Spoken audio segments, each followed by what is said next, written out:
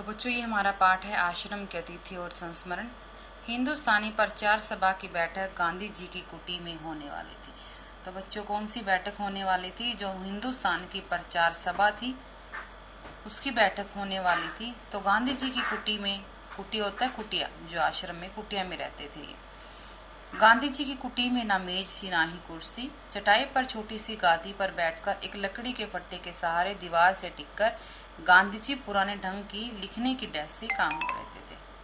तो वहां पर गांधी जी के आश्रम में कुर्सी मेज नहीं थी, बल्कि एक छोटी सी गादी पर बैठकर, गादी हो ये गद्दी को बोला गया है, वो एक फट्टे के सहारे डेस्क पर, जो पुराने ढंग का एक डेस्क था, उस पर अपने लिखने का काम करते थे।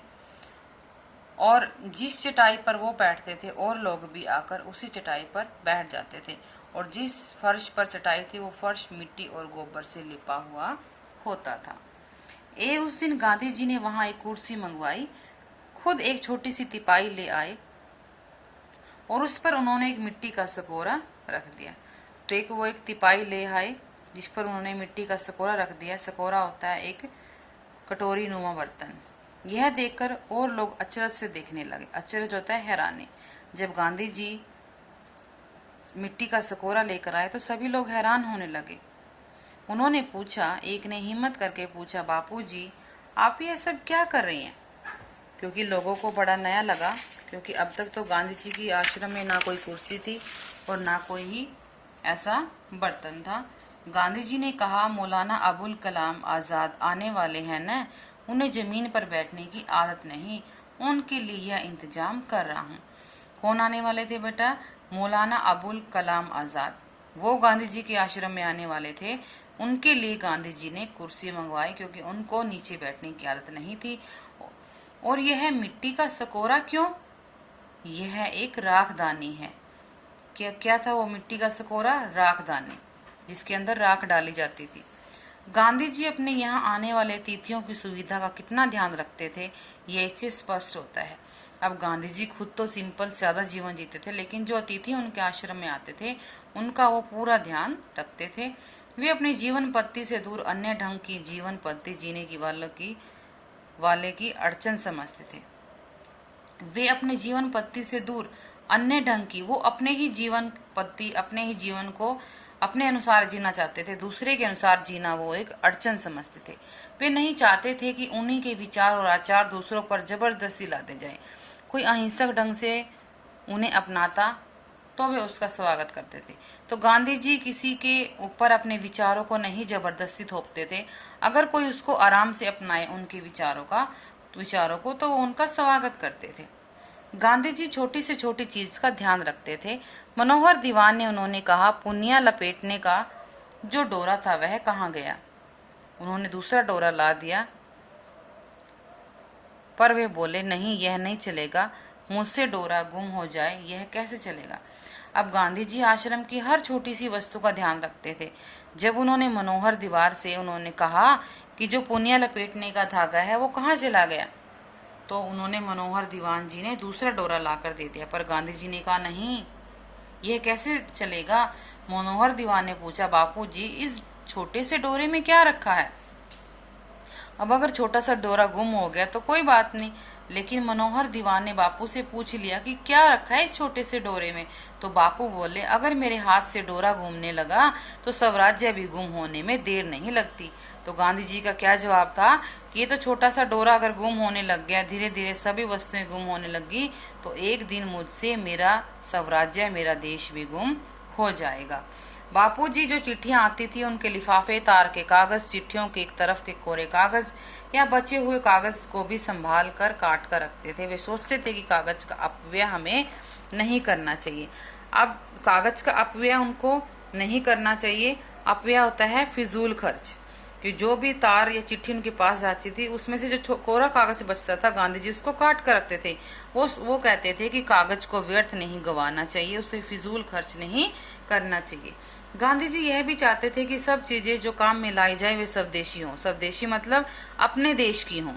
एक बार उन्होंने आश्रम में कृष्ण चंद्र से कहा कि बढ़ई के सब औजार ले आओ। वे बाजार से खरीद कर ले आए। गांधी जी ने कहा, ये तो विदेश के बने हुए हैं, ये सब तभी मैं काम में लाऊंगा जब वे स्वदेश में बने हो। इसका अर्थ यह है कि गांधी जी अपने देश की चीजों के इस्तेमाल पर विश्वास करते थे, विदेशी वस्तुओं का प्रयोग वो नहीं करते थे। इसी कारण सिला हुआ कपड़ा पहनना उन्होंने छोड़ दिया था, तो कि तब सुई भी हिंदुस्तान में नहीं बनती थी, ना सिलाई की मशीन, ना कैंची। उन्होंने पुराने ढंग की धोती चादर, बिना सिला हुआ कपड़ा पहनना ही जीवन के अंतिम कई दशकों में अपना पहनावा बना लिया था। तो गांधी जी ने स्वदेशी वस्तुओं का प्रयोग करने के लिए खुद को एक उदाहरण बनाया।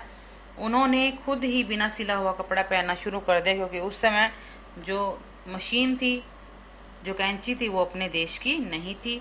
एक दिन एक नौजवान सेवाग्राम में आया, वहां गांधी जी के साथ आश्रम में उनकी सहायता करना चाहता था, सलाह लेना चाहता था। वह बोला, मैं आदमियों की सेवा करना चाहता हूं, पर ईश्वर में मेरा विश्वास नहीं है। जब एक नौजवान गांधी जी के पास आया तो उन्होंने कहा कि आश्रम में मैं भी सेवा करना चाहता हूं, लेकिन भगवान में मेरा विश्वास नहीं है। तो उसको गांधी जी ने क्या जवाब दिया? गांधी जी ने कहा कि मनुष्य से प्रेम और सेवा बहुत अच्छी बातें हैं, पर मनुष्य ईश्वर का स्थान नहीं ले सकता। ईश्वर के बारे में अलग अलग समूहों में लोग अलग अलग तरह की कल्पनाएं करते हैं और उनमें अधूरापन आ जाता है। असल में आप ईश्वर का नाम लेते हैं, पर अपने जीवन में उसकी सजीव प्रतिकृति मनुष्य के साथ सही व्यवहार नहीं करते। हर मनुष्य में ईश्वर है, यह मानना ही ईश्वर पर सच्चा विश्वास रखना है। तो उन्होंने कहा, गांधी जी ने कहा कि कोई बात नहीं, अगर आप भगवान को नहीं मानते, मनुष्य से प्रेम और सेवा बहुत अच्छी बातें हैं। लोग अपने अपने हिसाब से ईश्वर की कल्पनाएं करने लग जाते हैं, लेकिन ईश्वर, मनुष्य भी तो भगवान ने ही बनाया है। अगर हमारा भगवान पे पूरा विश्वास है तो हमें मनुष्य की ही सेवा करनी चाहिए, ईश्वर पर सच्चा विश्वास रखना चाहिए। प्रेम या अहिंसा में ही भगवान है। उन्होंने कहा कि अगर हम प्रेम से रहेंगे, आपस में मिलजुल कर रहेंगे, तो वहीं पर भगवान है। उन्होंने युवक से कहा कि जब तक यह पूरा विश्वास पैदा ना हो, वह आश्रम में रहे। उन्होंने युवक से कहा कि मनुष्य में ही भगवान होता है, जब तक तुम्हें विश्वास पैदा ना हो, जब तक तुम आश्रम में ही रहो। एक दिन आश्रम के उस समय के मंत्री छगनलाल जोशी ने कहा कि आश्रम में कोठार के काम में, हिसाब में कुछ गड़बड़ी हो गई है। उस दिन शाम की प्रार्थना में उन्होंने कहा, छगनलाल भाई ने सत्य को छिपा कर रखा, यह बहुत बुरी बात है। अब क्या होता है, एक दिन आश्रम के उस समय के मंत्री छगनलाल जोशी ने कहा कि आश्रम में कोठार में काम में, हिसाब किताब में कुछ गड़बड़ी हुई है। अब गांधी जी को पता लगा कि आश्रम के हिसाब में गड़बड़ी है, तो उस दिन शाम की प्रार्थना में उन्होंने कहा, छगनलाल भाई ने इस सत्य को छिपा कर रखा है। अब गांधी जी को पता लग गया कि कुछ गड़बड़ है, लेकिन छगनलाल ने वो बात किसी को नहीं बताई। यह बहुत बुरी बात हुई। हम इस आश्रम को सत्याग्रह आश्रम कैसे कहें? छगनलाल जोशी गांधी जी के ही भतीजे थे। गांधी जी आत्म शुद्धि के लिए उपवास की बात करने लगे। किसी ने यह बताया कि कस्तूरबा, अब देखो, छगनलाल जोशी ने जो गड़बड़ी करी थी, छगनलाल जोशी उसके ही भतीजे थे, तो उस पर भी गांधी जी ने कहा कि नहीं, अब तुम्हें उपवास की बात करने होंगे, क्योंकि तुम्हें अपनी आत्म शुद्धि करनी होगी। गड़बड़ तुमने की है तो ये पाप है। फिर किसी ने एक दिन महात्मा गांधी को क्या बताया कि कस्तूरबा को किसी ने 4 रुपए उपहार में दिए थे, वे आश्रम के दफ्तर में जमा नहीं किए गए। गांधी जी को इस बात का बहुत बुरा लगा। वे रात के 3 बजे तक आत्म शुद्धि पर लेख लिखते रहे। इसमें उन्होंने बड़ी सख्ती के साथ छगनलाल और कस्तूरबा की आलोचना की। अब कस्तूरबा गांधी जी की पत्नी थी। अगर वो उसको गलती से 4 रुपए उसने आश्रम में जमा नहीं कराए, तो इस पर भी गांधी जी को बहुत गुस्सा आया और उसने अपने जो लेख लिखे, उस लेख में छगनलाल और कस्तूरबा की बहुत आलोचना की। अब वो उनकी पत्नी थी, लेकिन फिर भी उन्होंने सबके साथ न्याय किया। हैदराबाद में सरोजिनी नायडू ने यह लेख पढ़ा, क्योंकि महात्मा गांधी जी आत्म शुद्धि के लिए लेख लिखते थे, तो उन्होंने अपनी पत्नी का लेख में जिक्र किया हुआ था। अब सरोजिनी नायडू ने ये लेख पढ़ लिया। उन्हें बहुत बुरा लगा कि गांधी जी ने अपनी पत्नी का इस तरह सबके सामने अपने लेख में अपमान किया है। आश्रम में आकर उन्होंने गांधी जी से अपना गुस्सा व्यक्त किया। गांधी जी ने कहा, सरोजिनी देवी, यह नाराज होने की बात नहीं, मैं इसे बड़ी खुशी का दिन मानता हूँ। भगवान ने मुझे एक बड़े पाप से बचा लिया। आज मैं अपने नजदीकी रिश्तेदारों के दोष नहीं बताता, तो कल सारे आश्रम में यह बात फैल जाती और धीरे धीरे भ्रष्टाचार हमारे सारे जीवन को खा जाता। महात्मा गांधी ने कहा कि सरोजिनी, जो मैंने काम किया ये बहुत सही है, क्योंकि अगर मैं अपने रिश्तेदारों की, अपनी पत्नी की भ्रष्टाचार की बात न बताता, तो धीरे धीरे पूरे आश्रम में, हमारे पूरे जीवन में भ्रष्टाचार फैल जाता। गांधी जी छोटी से छोटी भूल के सार्वजनिक प्रायश्चित में विश्वास रखते थे। अब अगर किसी से भूल हो जाती, चाहे वो उसकी पत्नी हो, चाहे पुत्र हो, चाहे कोई भी हो, तो उसको सबके सामने पश्चाताप करना पड़ता था। साबरमती आश्रम में गांधी जी ने यह नियम बनाया था कि आश्रम में पैदा होने वाली साग भाजी ही काम में लाई जाए, बाहर से कोई साग भाजी न मंगाई जाए। अब गांधी जी ने एक नियम बनाया कि जो भी सब्जी उगाई जाए आश्रम में, उसको ही सबने खाना है, बाहर से किसी ने कुछ नहीं लाना। उस समय आश्रम के खेत में कद्दू खूब होते थे, इसलिए रोज उसी की सब्जी बनती थी। इस सब्जी भी बड़े बड़े टुकड़े में काट कर उबाल कर रख दिया जाता था, उसमें नमक नहीं डाला जाता था। इससे जरूरत होती तो ऊपर से नमक ले सकता था। आश्रमवासी भाई बहनों की गांधी जी से शिकायत करने की हिम्मत ना होती। अब सभी को रोज एक ही सब्जी पसंद नहीं आती थी और वो भी उबाल कर सब्जी बनाई जाती थी, पर किसी में हिम्मत नहीं थी कि वो गांधी जी को इसकी शिकायत कर दे। श्री नरहरि भाई पारिक की पत्नी ने कद्दू की सब्जी पर एक गीत ही लिख डाला। बा ने यह गीत सुना तो गांधी जी के पास शिकायत लेकर पहुंची। उन्हें गीत की बात सुनाती बोली, आपकी कद्दू की सब्जी भी अच्छी मुसीबत है। एक बहन को बादी हो गई। बादी होता है जब बाई हो जाता है, दूसरे के सिर में चक्कर आते हैं, तीसरी को डकारों के मारे चैन नहीं। कद्दू का साग क्या कभी सिर्फ उबाल कर बनाया जाता है? इसे मेथी का बघार लगाना चाहिए, गरम मसाला चाहिए, तब तो ठीक रहता है, वरना तो नुकसान करेगा ही। अब उन्होंने बहाने बनाए कि तुम्हारी कद्दू की सब्जी खा खा कर किसी को बाई हो गई है, किसी के सिर में चक्कर आते हैं, किसी को डकार आती रहती है। तो वो कहती है कि क्या ये सिर्फ उबाल कर ही खानी चाहिए? क्या हम इसमें मेथी का तड़का नहीं लगा सकते? बघार होता है तड़का लगाना। तो क्या इसमें गरम मसाला भी डाल सकते हैं, वरना तो नुकसान करेगी। अगले दिन प्रार्थना के बाद गांधी जी ने कहा, हमारे आश्रम में एक नवी कवि पैदा हुए हैं। अब गांधी जी ने उस पर व्यंग्य किया जिसने कविता लिखी थी। अब हमें उनकी कविता सुननी चाहिए। इसके बाद गांधी जी ने नरहरि बाई को की पत्नी मणि बहन से कद्दू के संबंध में लिखा हुआ गीत गवाकर सुना। गीत पूरा होने पर गांधी जी ने हंसते हुए कहा, अच्छा तुम लोगों की शिकायत मंजूर। जिन्हें बघार लगाकर मसाला डालकर सब्जी खानी हो वो मुझे अपने नाम लिख दे। गांधी जी सोचते थे कि बहनें संकोच के मारे अपना नाम नहीं लिखवाएंगी। तभी बा बीच में ही बोल उठी, इस तरह कोई बहन अपना नाम आपको नहीं देगी, हम सब बहनें मिलकर खुद ही नाम तय कर लेंगी। गांधी जी बोले, तो ठीक है ऐसा ही करो, लेकिन देखना इसमें बच्चों को शामिल मत करना। बच्चे बिना मसाले की सब्जी पसंद करते हैं। बा के पास इसका उत्तर तैयार था।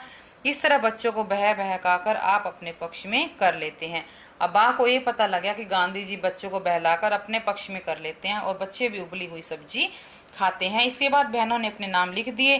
गांधी जी ने मसाला खाने की इजाजत पा ली, मगर गांधी जी को किसी को आराम से मसाला खाने देने वाले थोड़े ही थे।